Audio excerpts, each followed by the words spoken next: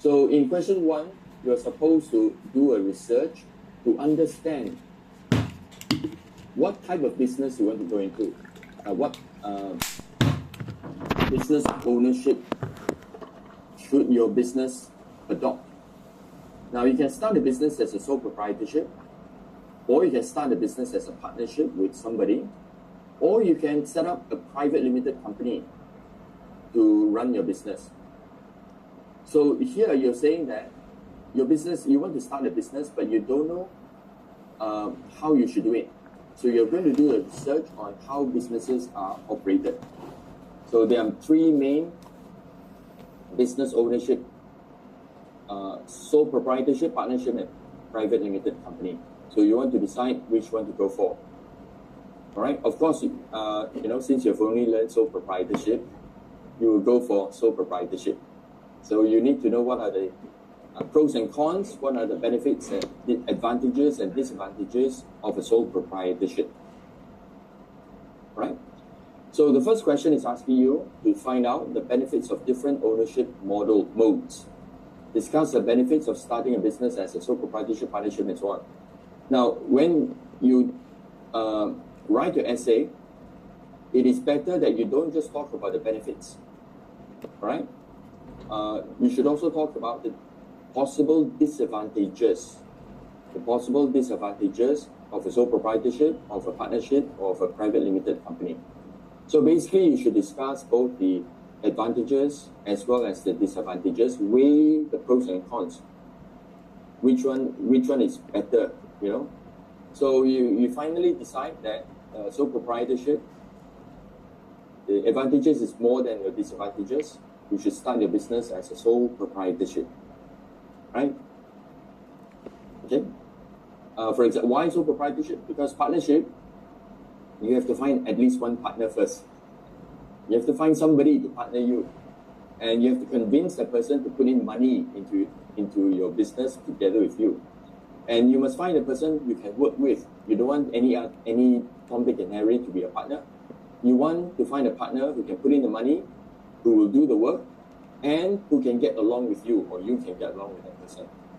So it may be difficult for you to find such a partner.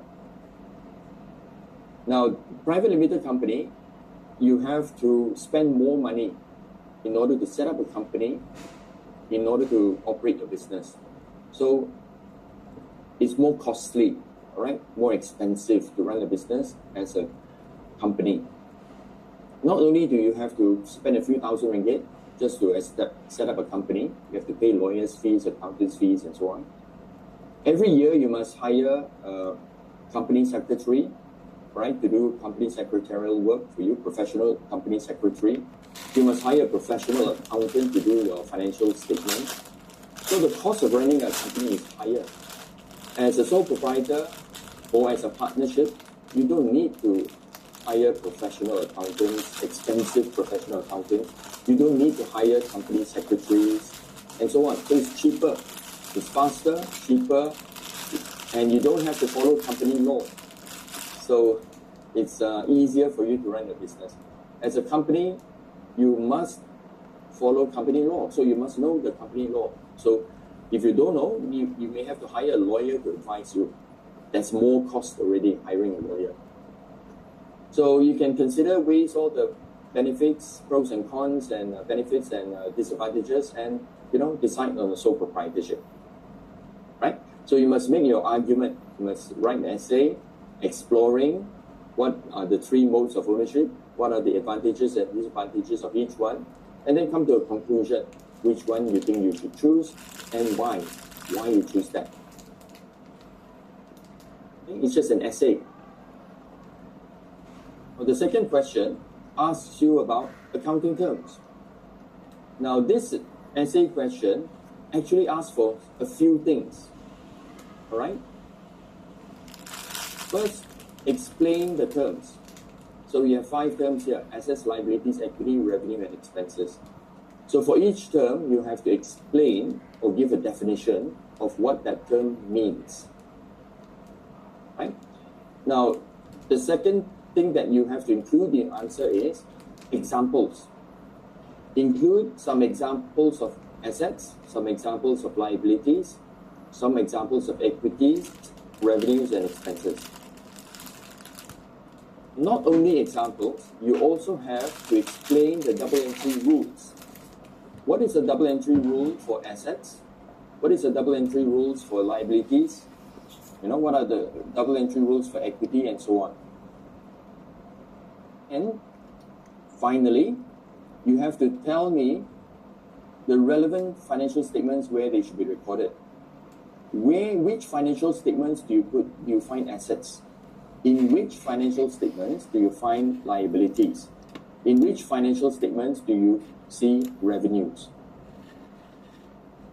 How many parts are there? Explanation, one part. No. Number 2 is examples. Number 3, double entry rules. Number 4, which financial statements? So 4 parts. So let's look at assets. Okay? How do you explain what is an asset? You can explain an asset as a resource that is owned or controlled by the business that provides future economic benefits to the business. Okay, so that's a simple explanation which is in your lecture notes of assets. Economic resources that are owned or controlled by the business which provide future economic benefits to the business. Now, then you need to provide some examples. You can say some examples of assets are equipment, office equipment, machinery, motor vehicles, inventories, trade receivables, bank, and cash in hand. So you can provide a few examples of assets. It's the double entry rules. All assets are recorded as debits in an asset account. All right? Each asset is recorded as a debit in an asset account. For example, when you buy a motor vehicle, debit a motor vehicle account. Okay, assets are debited. When an asset is reduced or sold, you credit the asset account. So assets, when there's an increase in asset, for example, you buy an asset, you debit an asset account. When there's a decrease in asset, for example, when you sell off or throw away an asset, you credit the asset account. All assets accounts have debit balances. It is not possible for you to have an asset account with a credit balance. Any account with a credit balance cannot be an asset account. All asset accounts must have debit balances. Okay, so this is something like this. We explain the double entry rules for assets. Finally, financial statements. Assets are reported in the statement of financial position or the balance sheet. In the balance sheet or statement of financial position, assets are classified into current assets and non-current assets. You can say current assets include things like inventory, trade receivables, cash and bank. Non-current assets are those assets that are used in the business for more than 1 year, right? Over several years. Examples of non-current assets are office equipment, machinery, motor vehicles. So we explain now. So assets are reported in the statement of financial position, and then you talk about they are classified into 2 types: current assets, non-current assets. You explain briefly what are current assets. Current assets are assets which are expected to be converted into cash within 12 months. Give examples: inventories, trade receivables, bank and cash. Non-current assets are those assets that you use in a business, not for sale to customers, but use in your business, which provide benefits to a business over more than 1 year, over several years. Give some examples like office equipment, machinery, motor vehicles, and so on. Now that would be a complete answer for assets only. Now you do the same for liabilities, equity, revenues, and expenses. Okay? Right? So that will make up the second essay. Now when you write all this, you should have some references, in-text references, as well as a list of references. So for the first essay, you have some in-text references, because I'm sure you're going to refer to some textbooks, isn't it? Right? And then you have a list of references at the end of this essay. For the second essay, you will have in-text references, and at the end, you have a list of references for the second essay. Don't put all your references in one list. Have two separate lists. One list of references for this essay, another list of references for this essay. Question? Are you all clear?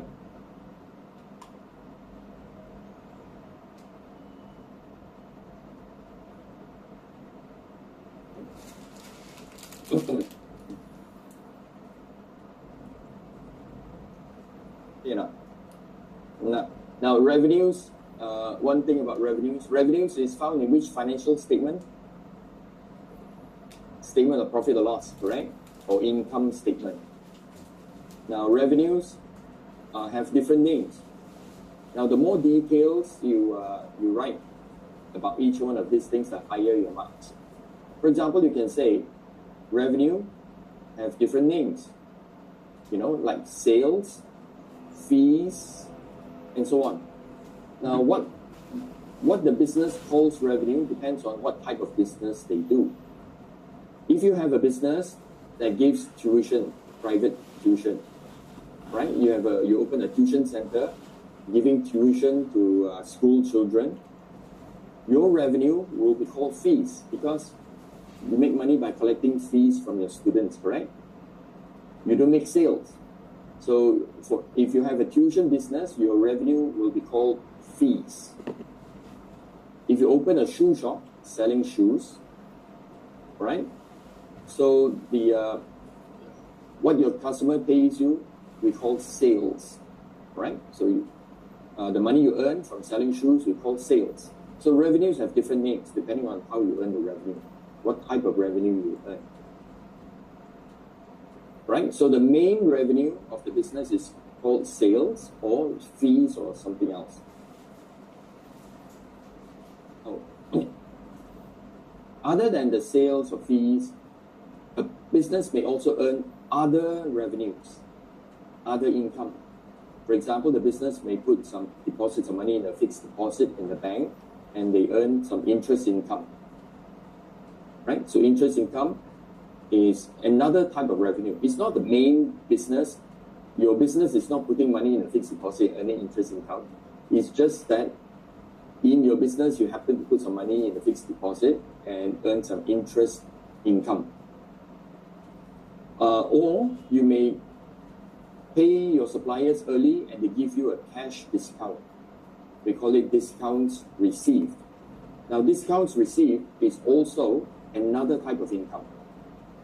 So interest income, discounts received, and so on, or commissions received, we usually classify them under other income in the statement of profit or loss. So when you explain like this, then, when you explain like this, then you get higher marks. Don't just say revenue is, what the company receives from selling their goods. Yeah, you still get some marks, but not so high marks. So we gave some examples of revenue. So I gave you some examples already. Sales, fees, interest, income, discounts received. Double entry rules. All revenues are recorded as a credit into a revenue account. So sales are debited into an account called sales. Sales are credited into an account called sales. Fees are credited into an account called fees and so on. So they are credited. So all income accounts must have a normal balance on the credit side. Income account can never have a debit balance. Any account that is a debit balance cannot be an income account, cannot be a revenue account. So all revenue accounts must have a balance on the credit side. We call it the normal balance. The normal balance is on the credit side. So that's the double entry rules. Statements, well, revenues are reported in the statement of profit or loss or income statement, right? And then you can say that revenues can be divided into the main revenues and also other income. Okay? Give some examples of each. What is the main revenue? What is other income? Okay, so these two are essays. No need to write, no need to draw up any T accounts or any statements in your essay. Okay, any question? Anyone has any question on the first two parts of your assignment? Now, when you do assignment, you should do in a group. I know some people, they divide up. Okay, you do sole proprietorship, you write something about partnership, you write something about private limited company, and then we put all together and finish. No, if you do that, you'll find that your essay doesn't sound right because one person writes in one style, another person writes in another style, another third person writes in a third style. You put all together, they don't look right. Right? They look like you're like making up Frankenstein. Just simply put the head of one person, the arm and legs of another person together. It looks like comes out like a monster. So you should all do it together. Of course, one person can research sole proprietorship, another person can research on partnership, third person can research on private limited companies. You come together, write it together as a group. So you must meet often, write it as a group. Because your essays must have an introduction, the body of the essay, and a conclusion, right? Both essays, you must have an introduction, what you're going to do, what you're going to talk about in your essay, the body of the essay where you write, for example, in the body of the essay, you start explaining all these things, and then a conclusion, right? So your essay must be coherent. Coherent means it flows as one. It flows as one. Not look like it's written by three people. It flows as one. Your essays must be coherent. So please, don't one person do one part and then simply put together. All of you must look at it, discuss, and agree. Everybody, all members of the group must know the entire thing, not just know one part only. Then you are not benefiting from your assignment. If you do only research only partnership and then you research only liabilities and you don't know anything about equity, and don't know anything about assets or revenues or the expenses, then the essay has not helped you. You haven't learned much. So all your group members must know the whole thing. All of you must work together as a group to come up with the final product, the final answer, right? All of you must know all parts. All of you must agree to the whole thing. And then you're going to sign off your name, right? That this is, the whole thing is your work, not just one part.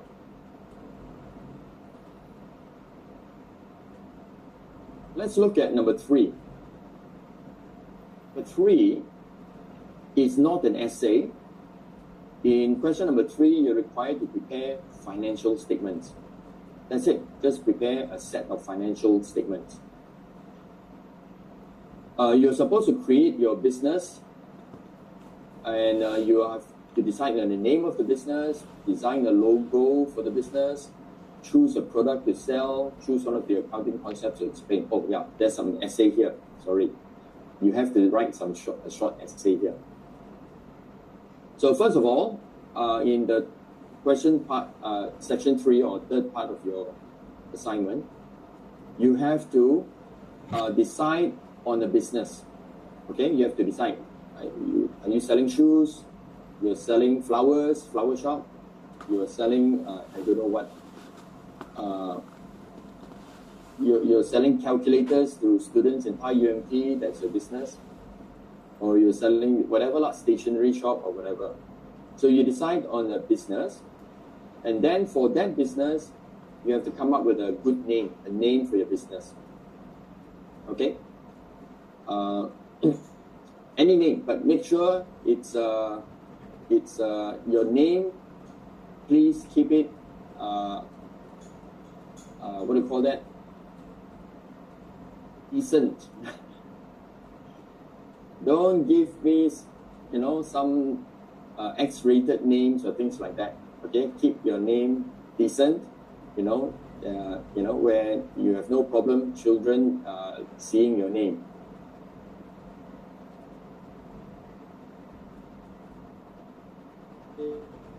For example, Avengers Enterprises,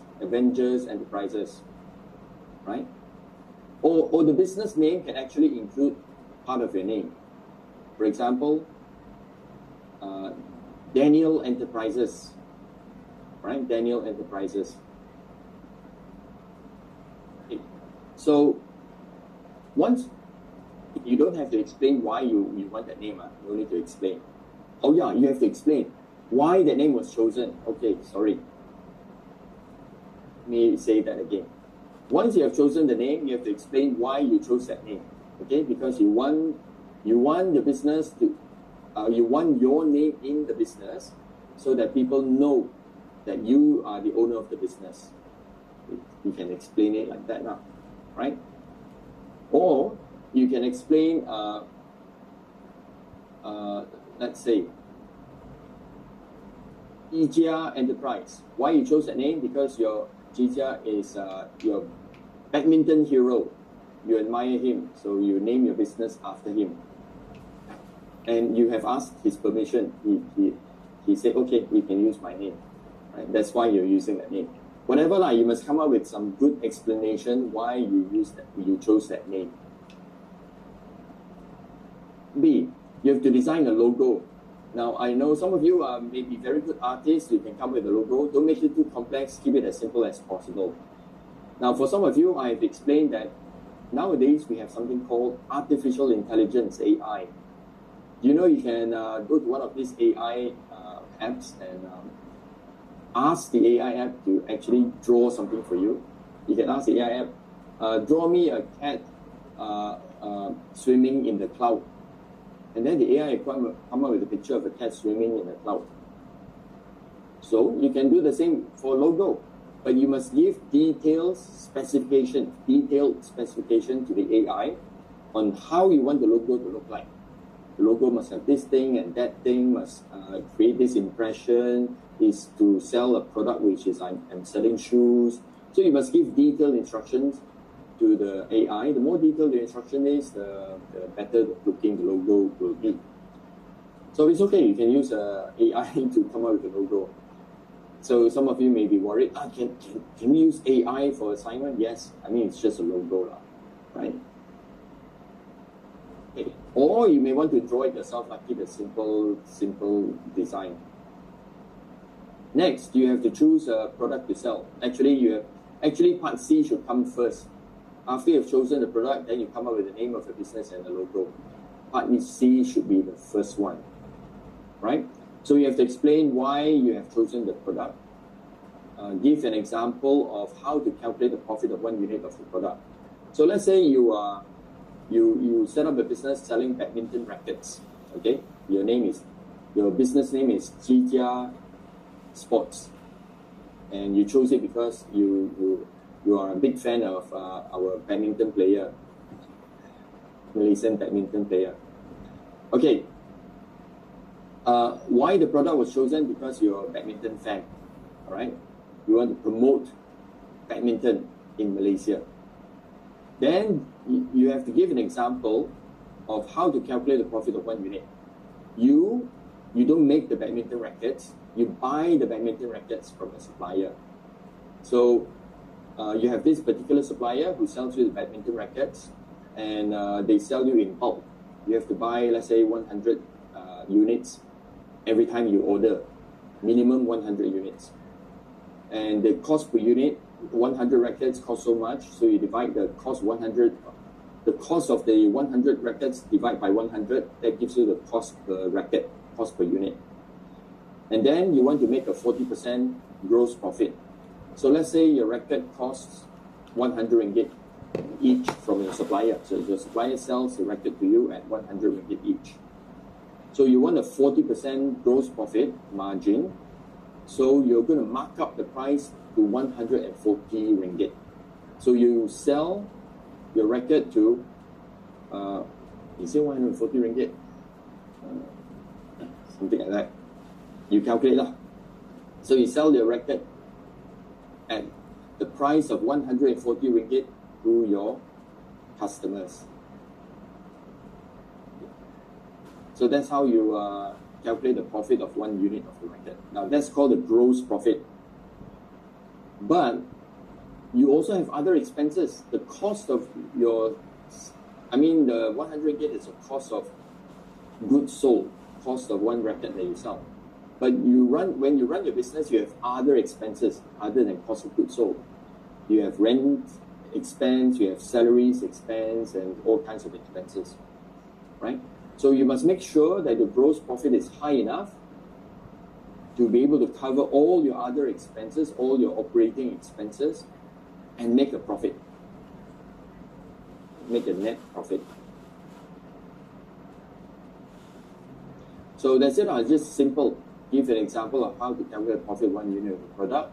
The profit 1 unit of product is how much you pay to buy from your supplier, right? You have to mark up the price by a certain percentage, let's say 40%, mark up 40%.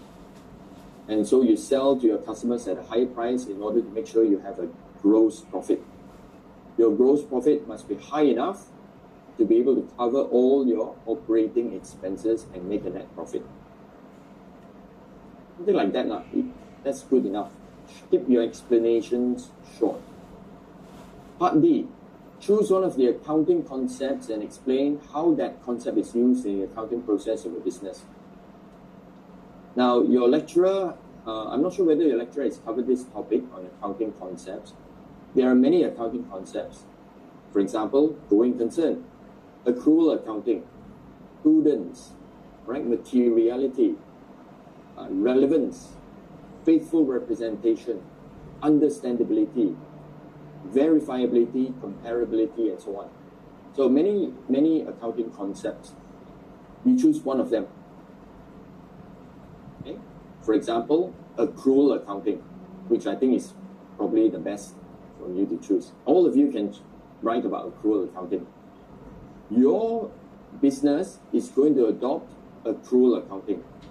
That means in your accounting system for your business, you will record revenues when earned, not at the time you receive cash from your customers. And you will recognize or record expenses when earned, not at the time you pay money to people.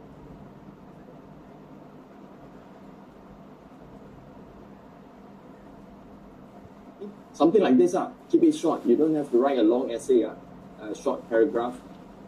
So each one of these, 4 short paragraphs will do. Right? In fact, you can write all this in 1 page. 4 short paragraphs will do. Not a long essay. We're not looking for a long essay here. Right? 1 paragraph each. Right? Accrual accounting. So your business accounting system will adopt accrual accounting, accrual basis accounting. In accrual, then you explain what is accrual basis accounting. All right? That's it, the short explanation of accrual basis accounting. So I recommend you talk about accrual basis accounting as the best. Or if you want, you can say, my business, a very small business, I don't know much accounting, so I'm going to adopt cash accounting. In cash accounting, you only record expenses at the time you pay people. You only record a revenue at the time you receive the money. So for example, if you sell on credit to a customer, you don't record any sale. You wait until the customer pay you, at that time only you record the sale. That is cash accounting. In accrual accounting, at the time you sell to your customers on credit, at that time you record the sale. You don't wait until your customer pays you. Okay? Alright, so after you have done this, you now have to make up these three things. You have to make up, literally simply make up yourself, a trial balance, a statement of profit or loss, and a statement of financial position for the month ended 31 July 2024. So yours is a new business. You just started the business on 1 July 2024. Now you produce 1 month's financial statement. 1 month's financial statement for the month ended 31 July 2024. So please take note, your business is only 1 month old. Now, what do you put in there? Put in as many things as possible. Okay, we're going to mark you for completeness. Completeness means the more things you have in your trial balance, in your statement of profit loss and statement of financial position, the higher your marks. Complete means, for example, your statement of financial position must have non-current assets, current assets, non-current liabilities, current liabilities, and equity. Equity must have capital, plus or minus, plus net profit or minus net loss, must have drawings. Even better, if you can have additional capital. Let's say in the middle of July, on the 15th of July, you put in another 10,000 ringgit. You invest another 10,000 ringgit into business, so there's additional capital. The more things you have, the more complete your financial statements, the higher the marks. Now, how to make your statement of profit and loss more complete? Well, you may have sales, but you have also other income. So you add other income like interest income, or discounts received, and things like that. So if you have not just sales, but have other income as well, right? Then your statement will look more complete. I'm going to give you samples of statements that that are more or less complete. So you can look at this. This is just a sample. Don't follow exactly. Now, in the sample I put for the year ended, but remember your question is not asking for the year ended, it's for the month ended. So you have to show a trial balance, and your trial balance, make sure you have this heading, the name of your business, the name of this report, which is a trial balance, and the date as at 31 July 2024. And then you must show this head, label the columns, accounts, debit column you label as DR, and make sure you put the RM. RM is a currency. Show the currency. Then you list down, and make sure your total debits is equal to total credits. So put the trial balance on one page, and then the next page you can have your statement of profit or loss. Make sure you have the heading, the name of your business, the name of the statement, and the date for the month ended 31 July 2024. Show the currency, and then sales. Now this is how complete means. Sales, you must put in some sales returns to show net sales. So this is complete. If you just show sales, don't have sales returns and so on, less complete, lower marks. So this will give you higher marks. Then less cost of goods sold. You have opening inventory, purchases, and then, like, to be more complete, you put in returns outwards as well. Purchases returns to give you net purchases. And then, on top of this, you can add other expenses that are also added to your cost of goods sold. Things like wages, carriage inwards, customs duties, insurance on goods purchased, right? Additional cost of inventory. All these costs are added to the cost of inventory added to cost of goods sold. And you add this 3 to give you cost of goods available for sale less your closing inventory. Now, closing inventory you have to make up. You have to make up some kind of closing inventory. Remember, in your trial balance, your opening inventory, your trial balance includes only opening inventories and also opening capital. So you have some, you can put in additional information.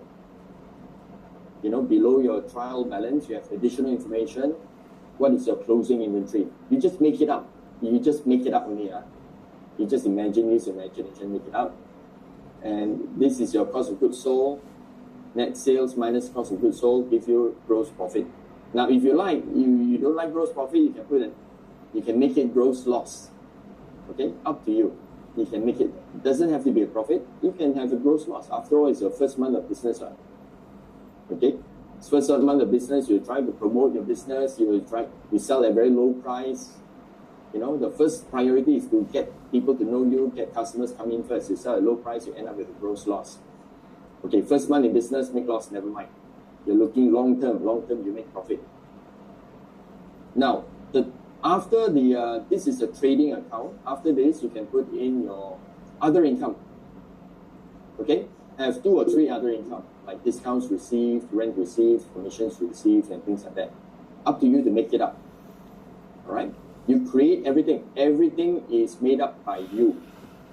Of course, you can do some research. You can look at your lecture notes. You can do online research to get some ideas from other people.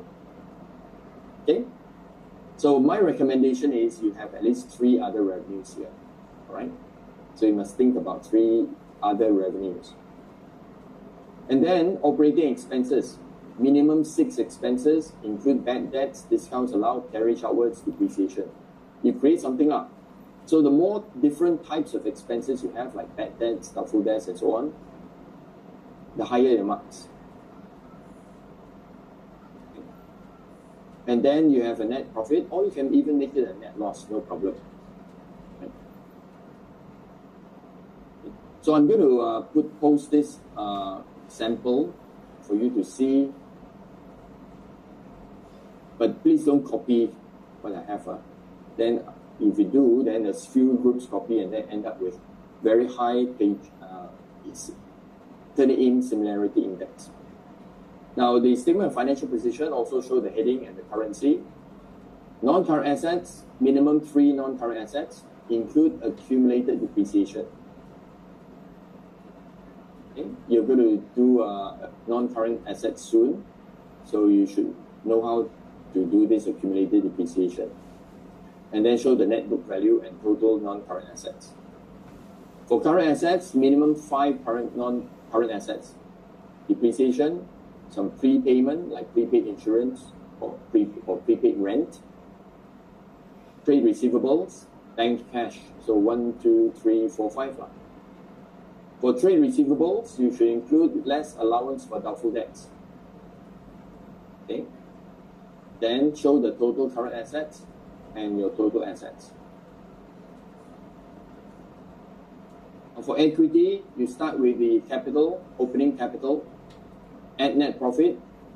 However, if you have a net loss here, you less net loss. And this is your capital balance after adding the profit or minusing the loss. And then you deduct drawings to give you your ending capital or closing capital. Your closing capital for your question will be at 31 July 2024. You have non-current liabilities, minimum at least 1. If you can give me 2 non-current liabilities, even better. And then your current liabilities, minimum 4 current liabilities like trade payables, interest payable, rent received in advance, accrued utilities. Okay, you're going to learn all this in soon in your lectures. So since you're going to learn them, put them in. Show the total current liabilities and the total liabilities. Total liabilities plus your closing capital gives you your total equity and liabilities. And your total equity and liabilities, of course, must equal to your total assets. Yeah. These two must be the same. And that's it. Your assignment is finished. This is the end of your assignment.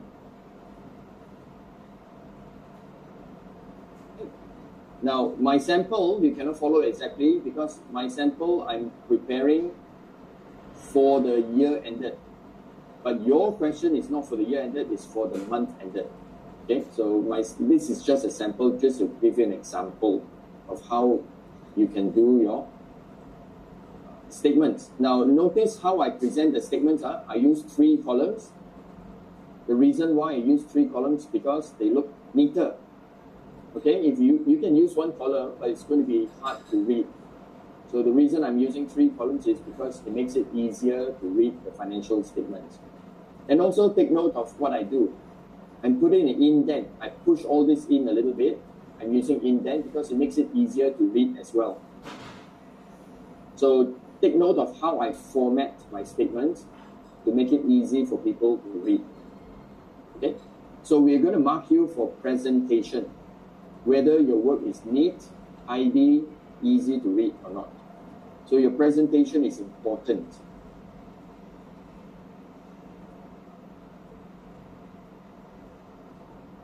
Now, look at the marking guide.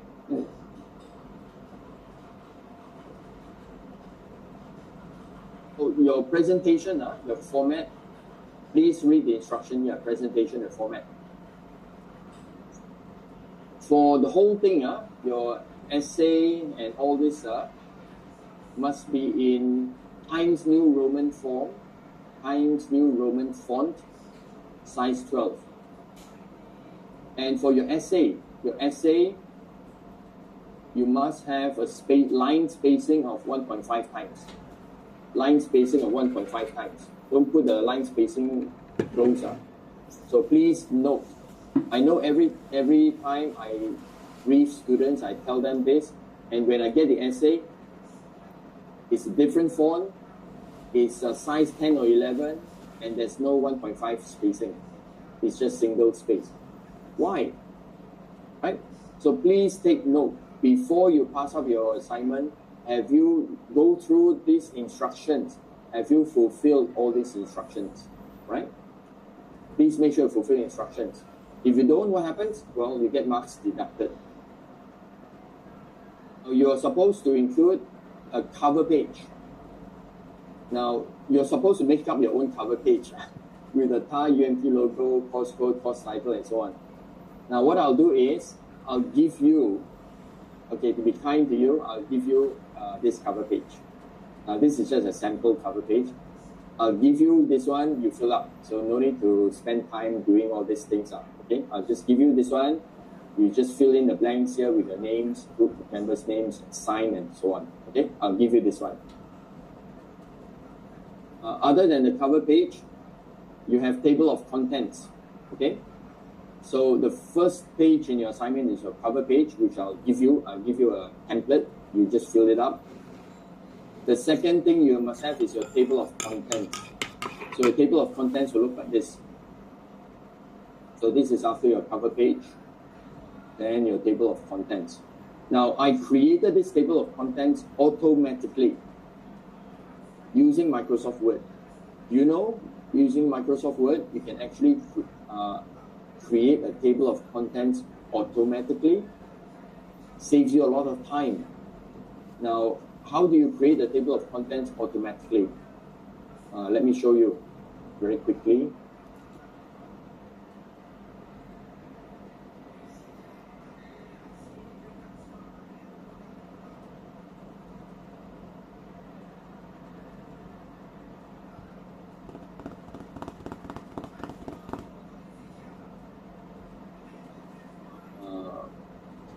Here.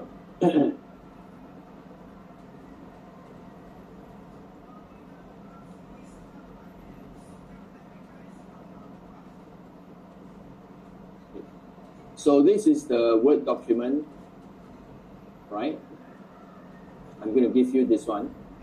Now you have a table of contents here.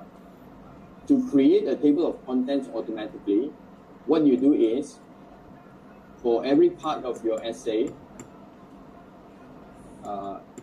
here, let me,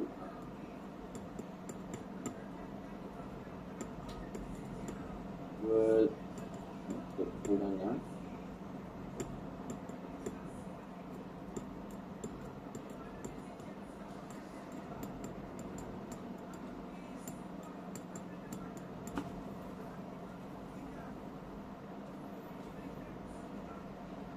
Okay. I have to show you like this.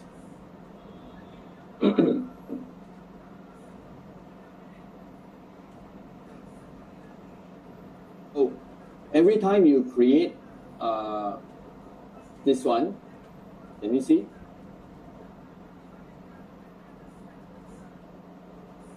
Sorry. You create a heading. You go to, you don't just write question A or something like that, or question 1. You format this heading as a heading. Now you can change the font style and so on for your heading, but you must label this, create this as a heading, either heading 1, heading 2, or heading 3. Okay? You create it as a heading. References, create as a heading, right? Question B, create as a heading. And then question C, create as a heading. So this is just a sample, it doesn't follow exactly. And then, once you've created a heading, right, turn it in report, create as a heading. So once, and then also, plagiarism declaration, create as a heading. Now, once you've created a heading, I go here. I go to references, right? This is Microsoft Word. Go to references. I go to under here, citations and bibliography. Now you can also do your APA style, APA references automatically also. All right, everything will come out perfect using Microsoft Word. So Microsoft Word can generate a list of references in proper format, APA proper format, automatically. So it saves you a lot of time. And make sure that your references are all in the correct format. So I put table of contents here. Table not here. Sorry, I'm doing table of contents, not references. Table of contents is here, right? So I put here. I delete this one up. I can format here. Let's say I want to Times New Roman. I want to make it Times New Roman. I want to make it 22 bold. I want a spacing here. And that's it. Plagiarism declaration, turn in report, forceful feedback form, marking scheme, question A, question B, and so on. So generated automatically together with the page numbers. Right? So make sure you also insert page numbers below every page. So how easy it is. Same with doing references. You can, automatically, Microsoft Word can automatically generate the list of references for you. But you have to key in the references first up. You have to enter the references one by one. And then, but Microsoft Word will then generate the list of references for you in proper format. Isn't it?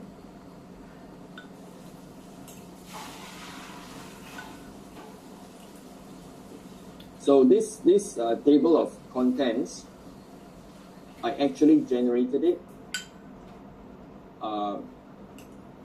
automatically, all right, using Microsoft Word. Of course, this is not your question. This is just a sample of how you do it. This is, I think I did this based on last year's course. The last year's assignment was different. Then you have the plagiarism declaration form. So this is what you must show. This is the exact thing that you must show.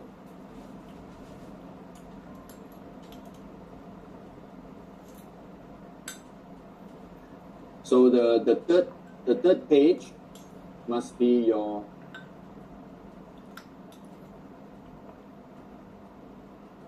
declaration of plagiarism. So that's your third page, declaration of plagiarism, which is this one.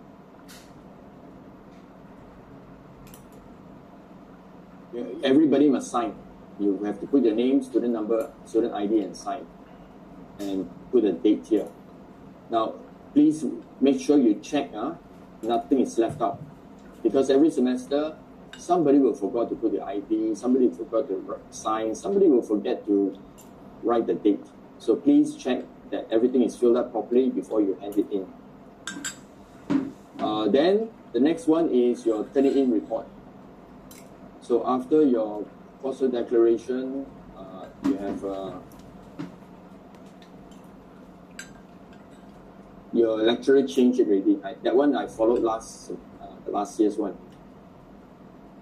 Coursework feedback, not last year, I think that was 2 years ago, 2022. Coursework feedback form, Part E. So coursework feedback form is this one. Okay, coursework feedback form. 54. You fill up this one, coursework number 1, your year 1, semester 1, tutorial group, whatever tutorial group you are. Your tutorial group will be DLM something group, something like. So I'll give you your tutorial group number for you to identify the tutorial group. Don't tell me tutorial group 1 or 2, because there's DLM1, group 1, there's also DHR group 1. So they are, each program has also group 1, group 2, group 3. So if you just tell me group 2, I don't know which one. So it's DLM group 2 or DHR group 2 or whatever. So I'll give you your group number. Now the next one you have, here. I'm talking about this one. Okay, this is your coursework feedback form. You fill up all this, right? Give your program, group number, and so on. So your program will be DLM, DHR, and so on. What group you are. So you must know your group. If you don't know your group, please let me know. I'll put your group number in your Google Classroom so you know. Next one is late submission form. Late submission form will be, okay, you have the late submission form only if you submit late. Of course, I hope nobody submits late, all right? So if you submit on time, don't need the late submission form. And after late submission form is marking scheme. The marking scheme. The marking scheme, this is from the previous assignment, previous semester one. So you have to put your current semester's marking scheme, your current marking scheme here, right? Where is the current marking scheme? Is here. If you go down here, this is it. This is your marking scheme. You put this one, right? This marking scheme. And after that, after your marking scheme, what do you have? Content, items 1 to 6. Content means your answers lah. Your answers to this question. So your 2 essays plus your this one, write up here plus your financial statements. So this is your answers here. Alright? So after the marking scheme, we have your contents, your essay and references and your financial statements. Okay? And after that, do you have anything else after contents? What do you have? Appendices? Not necessary. If you feel you need to put in some appendices, go ahead. But really, I don't see any need for any appendices. Now, your lecturer asks you to put the references right at the end, but I prefer your references to be immediately after your essays, right? Not right at the end, right? So, after your first essay, have a list of references. After your second essay, list of references. Not put everything at the end, okay? Now, the third part, I don't think you need any references. Not necessary to have any references. This is entirely your own creation. Okay, you create everything yourself. No references needed for number 3. And that's it. that will be your essay. Alright, do you have any question?